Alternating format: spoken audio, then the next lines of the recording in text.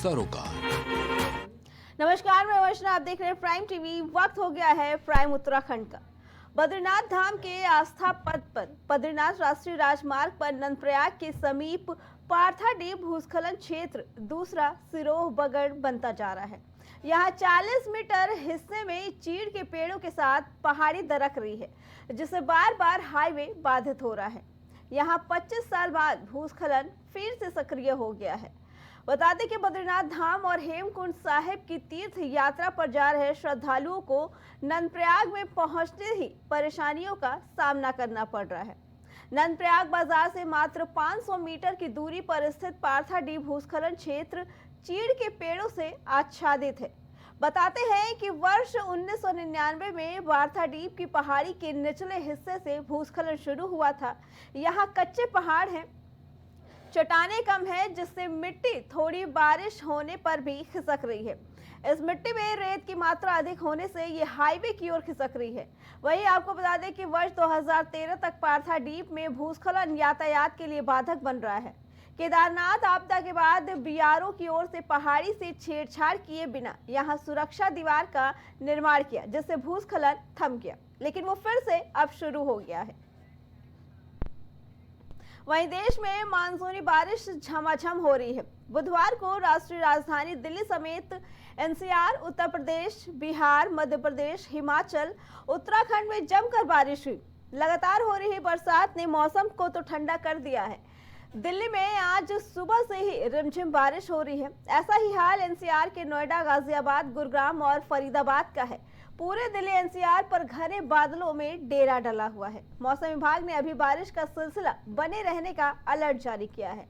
अगस्त और सितंबर के मध्य तक हुई बारिश ने लोगों को उमस भरी गर्मी का एहसास नहीं होने दिया। कई राज्यों में भारी बारिश ने बाढ़ के हालात पैदा कर दिए। हिमाचल, उत्तराखंड, केरल, गुजरात, महाराष्ट्र, मध्य प्रदेश, बिहार, तेलंगाना और आंध्र प्रदेश में बाढ़ की विभीषिका नजर आई। वहीं बारिश के कारण नदियां उफान पर हैं। इधर दिल्ली में यमुना नदी का जलस्तर बढ़ा हुआ है, तो उत्तर प्रदेश में भी बारिश थमने का नाम नहीं ले रहा है। 15 और 16 सितंबर को मौसम ठीक रहा और बारिश रुकी रही, लेकिन बुधवार से फिर से बादल छाए हुए। बता दें कि बारिश रुकने का नाम नहीं ले रहा है। पश्चिमी उत्तर प्रदेश के कई इलाकों में बुधवार को पूरे दिन जोरदार बारिश हुई। बारिश के कारण अब किसानों के माथे पर भी चिंता की लकीरें दिख रही हैं।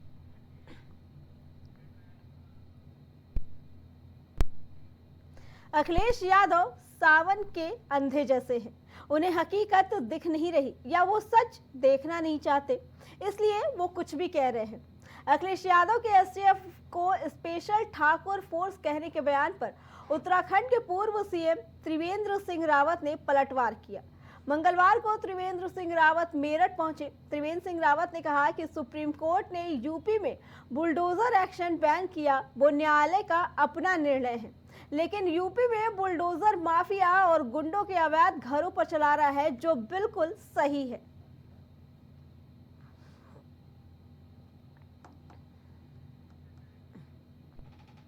वहीं उत्तराखंड की राजधानी देहरादून के डीएम अपने कामों को लेकर अक्सर चर्चा में रहते हैं। इस बार उन्होंने शराब की बिक्री पर ओवर रेटिंग की शिकायत पर जो किया गया, लोग उसे लेकर काफी चर्चा कर रहे थे। डीएम शराब खरीदने के लिए खुद ठेके पर पहुंच गए, ग्राहकों की तरह लाइन में खड़े हुए और फिर मैकडॉवेल की बोतल खरीदी। सेल्समैन ने उन्हें छपे हुए दामों से 20 रुपए महंगी शराब की बोतल दी। उसके बाद डीएम ने सख्त एक्शन लिया। और दरअसल आपको बता दें कि देहरादून में रात में रेट बढ़ाकर शराब की बिक्री किए जाने की शिकायत लगातार मिल रही थी।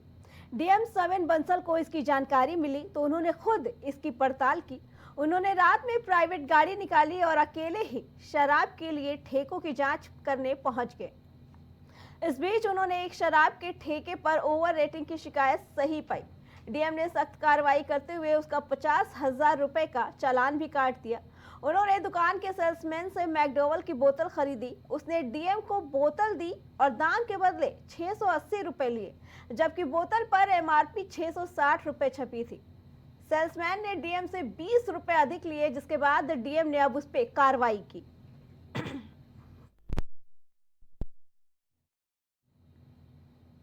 प्रदेश में डेंगू के मामले बढ़ रहे हैं। अब तक 5 जिलों में कुल 75 मामले सामने आए हैं। इसमें पौड़ी जिले में सबसे अधिक 59 मरीज मिले हैं। स्वास्थ्य विभाग की ओर से सभी जिलों के सीएमओ को डेंगू रोकथाम और बचाव के लिए दिशा निर्देश दिए गए हैं।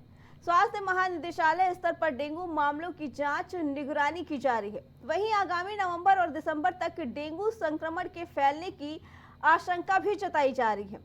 बता दें कि हालांकि गत वर्ष की तुलना में इस बार अप्रैल से लेकर 17 सितंबर तक डेंगू के कुल 75 मामले सामने आए हैं। ऋषिकेश में एक डेंगू की मरीज की मौत भी हो गई। मरीज को पहले से कई तरह की बीमारी होने से विभाग मौत के कारणों की वास्तविकता के लिए डेथ ऑडिट करा रहा है। स्वास्थ्य मंत्री डॉक्टर धन सिंह रावत ने कहा कि सभी जिलों के सीएमओ को डेंगू रोकथाम के लिए अलर्ट रहने के लिए निर्देश दिए गए। साथ ही स्वास्थ्य महानिदेशालय से भी नियमित रूप से मॉनिटरिंग करने को कहा गया। आगामी 2 माह तक डेंगू संक्रमण की संभावना को देखते हुए एहतियात बरतने की आवश्यकता भी बताई गई है। काफी अर्ली तैयारियां शुरू कर दी गई थी और हमारे वॉलंटियर्स जो 220 की संख्या में है और साथ में आशाज, हमारे नगर निगम ग्राम पंचायतों की टीम सभी लार्वा के सर्वे का काम, लार्वा के डिस्ट्रक्शन का काम लगातार कर रही है। और इसीलिए इसी का नतीजा है कि इस बार बाकी वर्षों के कंपैरिजन में हम लोग काफी कम अभी डेंगू के केसेस आए हैं। फिर भी हमारी तैयारी पूरी है। लगभग 2100 बेड्स इसके लिए तैयार रखे गए। विभिन्न अस्पतालों में हमारे प्लेटलेट्स की पूरी तैयारी है और जो हमारे जांचें हैं गवर्नमेंट हॉस्पिटल्स में डेंगू के एलाइजा टेस्ट की वो भी फ्री। वहीं हरिद्वार के कनखल क्षेत्र में हाथियों की चहलकदमी देखने को मिली। इस रिहायशी इलाके में हाथियों का झुंड कई बार दिखाई दिया। इससे पहले भी हाथी जंगलों से निकलकर आबादी वाले इलाकों में पहुंच गए।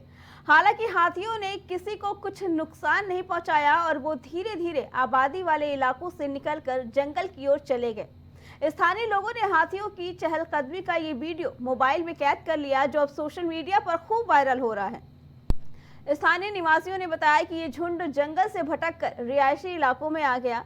हालांकि हाथियों ने किसी प्रकार की कोई हानि नहीं पहुंचाई और धीरे धीरे जंगल की ओर वापस लौट गए। वन विभाग की टीम को इसकी जानकारी दी गई, जो हाथियों पर नजर बनाए हुए हैं ताकि भविष्य में किसी भी प्रकार की अप्रिय घटना से बचा जा सके। वन विभाग ने लोगों से अपील की कि अगर हाथी फिर से दिखे तो उन्हें परेशान न करें और तुरंत विभाग को सूचित करें। मानसून सीजन के दौरान बंद हुई सड़कों को खोलने का तेजी से काम किया जा रहा है। मुख्यमंत्री पुष्कर सिंह धामी की सख्ती के बाद 4 दिन में प्रदेश भर की 307 बंद सड़कों को अब खोल दिया गया है। अभी भी प्रदेश भर में 174 सड़कें बंद हैं, जिन्हें खोलने के लिए युद्ध स्तर पर काम किया जा रहा है। 14 सितंबर को प्रदेश पीडब्ल्यूडी, एनएच, पीएमजीएसवाई की कुल मिलाकर 481 सड़कें बंद थी। मुख्यमंत्री ने इन मार्गों को भी जल्द से जल्द खोलने के निर्देश दिए। मुख्यमंत्री ने सचिव आपदा प्रबंधन से 25 सितंबर तक सड़कों से संबंधित विस्तृत रिपोर्ट मांगी, जिसे खोलने गए मार्गों और जो मार्ग नहीं खुल पाए हैं उनके विस्तृत स्टेटस रिपोर्ट उपलब्ध कराने के निर्देश दिए। इसके बाद सचिव आपदा प्रबंधन ने सभी जिलों के डीएम से रिपोर्ट तलब की। मुख्यमंत्री के निर्देश पर 19 सितंबर को सभी जिलों के डीएम संबंधित विभागों के साथ बैठक करेंगे और जो मार्ग बंद है उन्हें खोलने के लिए प्रभावी रणनीति बनाएंगे। सीएम ने कहा कि जिस प्रकार का भी सहयोग मार्गों को खोलने के लिए संबंधित विभागों को चाहिए, जिलाधिकारी वो उपलब्ध कराएं और जल्द से जल्द मार्गों को खोलने का सुनिश्चित करें। तो वहीं नवोदय विद्यालय गैरसैंण में शॉर्ट सर्किट से आग लगी। इस दौरान यहां बच्चे सोए थे, लेकिन गनीमत रही कि आग बच्चों के कमरे तक नहीं पहुंची, अन्यथा एक बड़ा हादसा हो सकता था। फायर ब्रिगेड और स्थानीय पुलिस और प्रशासन मौके पर पहुंची। विद्यालय की एक बिल्डिंग के हॉल में, जो कि टीन और फाइबर का बना हुआ है, उसमें 4 पार्ट है। 3 पार्ट में बच्चे रात में सोए थे और चौथे भाग में बच्चों के रजाई, गद्दे, बिस्तर और बाकी खेल के सामान रखे हुए थे। आगजनी शुरू हुई और पूरे फैब्रिकेटेड हॉल में लग गई। सारे बच्चे सुरक्षित हैं। किसी भी बच्चे को या स्टाफ, कर्मचारी, टीचर को कोई भी हानि नहीं हुई। फायर ब्रिगेड और स्थानीय पुलिस और प्रशासन मौके पर पहुंचे। स्टोर में रखे बच्चों के रजाई, गद्दे, सामान, बैग तथा बाकी के सामग्री जल गए। आग पर फिलहाल काबू पा लिया गया है।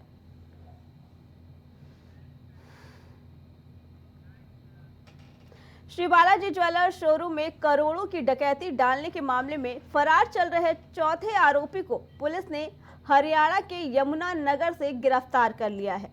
आरोपी के पास से डकैती के बाद मिले रुपए से खरीदा गया मोबाइल और 13,50 रुपए बरामद हुए। गैंग का सरगना अभी हत्थे नहीं चढ़ पाया। कई टीम आरोपी की तलाश में जुटी है। एसएसपी प्रवेंद्र सिंह डोभाल के मुताबिक 1 सितंबर को ज्वेलरी शोरूम में 5 हथियारबंद बदमाशों ने डकैती डाली थी। रविवार देर रात मुठभेड़ के दौरान बदमाश ततेंद्र पाल उर्फ लक्की ढेर हो गया था। सोमवार दोपहर उसके 2 साथी आरोपी गुरदीप सिंह और मोनी और जयदीप सिंह उर्फ माना को भी बहादुराबाद क्षेत्र से गिरफ्तार कर लिया गया, लेकिन मुख्य आरोपी सुभाष और अमन निवासी हत्थे नहीं चढ़ पाए हैं। बता दें, आरोपियों की धरपकड़ के लिए 4 विशेष टीमों का गठन किया गया था। एसएसपी ने बताया कि प्रभारी रुड़की कोतवाली प्रभारी नरेंद्र बिष्ट, एसआई रणजीत तोमर, मुख्य आरक्षी राजवर्धन मुकेश, सुनील और सत्येंद्र को फरार आरोपी सुभाष और अमनदीप की तलाश में लगाया गया है।